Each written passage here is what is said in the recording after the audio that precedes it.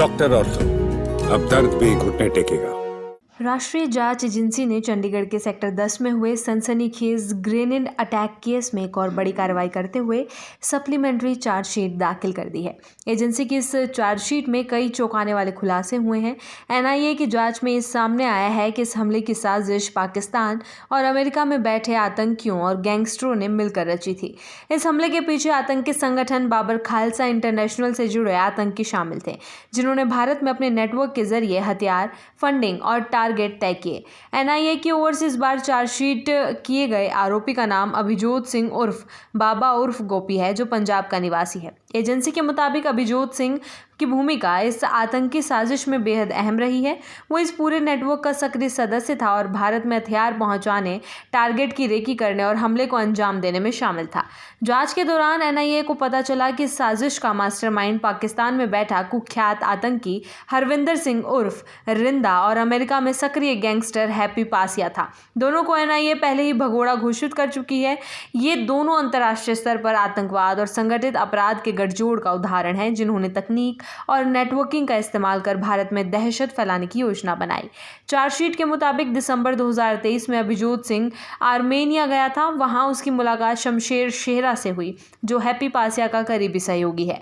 शेहरा ने ही अभिजोत को पासिया के गिरोह में शामिल करवाया और उसे भारत में टारगेट तलाशने, हथियार इकट्ठा करने और फंडिंग के इंतजाम करने की जिम्मेदारी सौंपी। भारत लौटने के बाद जुलाई 2024 में अभिजोत ने हमले के संभावित टारगेट की रेकी शुरू की और अगस्त 2024 में अपने साथियों के साथ मिलकर रिटायर्ड पुलिस अफसर की हत्या की कोशिश की। ये भी सामने आया कि इस पूरी योजना को अमली जामा पहचानने के लिए अभिजोत को विदेश से पैसे भेजे गए। टेरर फंडिंग के इस नेटवर्क में कई ऐसे हैंडलर्स शामिल हैं जो अमेरिका, पाकिस्तान और अन्य देशों में बैठे हैं और भारत में मौजूद एजेंट्स के जरिए अपने मंसूबों को अंजाम दे रहे हैं।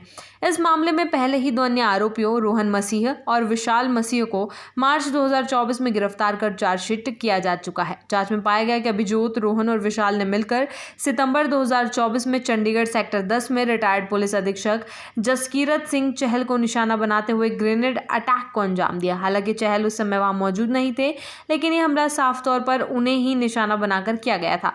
जसकीरत सिंह चहल 1986 में नकोदर में एसएचओ थे, जब पुलिस की गोलीबारी में 4 सिख प्रदर्शनकारी मारे गए थे। ये घटना सिख समुदाय में गहरी असंतोष की वजह बनी थी और इसी को आधार बनाकर आतंकियों ने उन्हें टारगेट किया। पुलिस के अनुसार चहल सेक्टर 10 के जिस मकान को निशाना बनाया गया, उसमें वे कुछ साल पहले तक किराए पर रहते थे।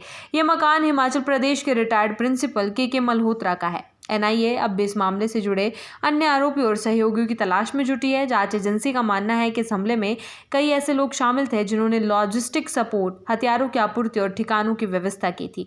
एजेंसी के अनुसार ये मामला आतंकी संगठनों और अंतर्राष्ट्रीय गैंगस्टर नेटवर्क के बीच गहरे गठजोड़ की ओर इशारा करता है, जो भारत की आंतरिक सुरक्षा के लिए गंभीर चुनौती है।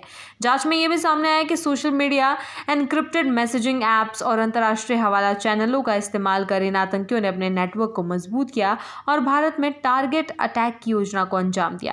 एनआईए अब इन सभी डिजिटल सबूतों और फंडिंग चैनलों की गहनता से जांच कर रही है।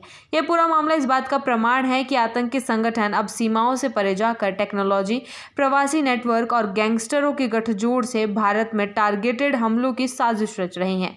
एजेंसियां इस पूरे नेटवर्क को ध्वस्त करने के लिए समन्वित प्रयास में जुटी हुई है और आने वाले दिनों में और गिरफ्तारियां और खुलासे हो सकते हैं।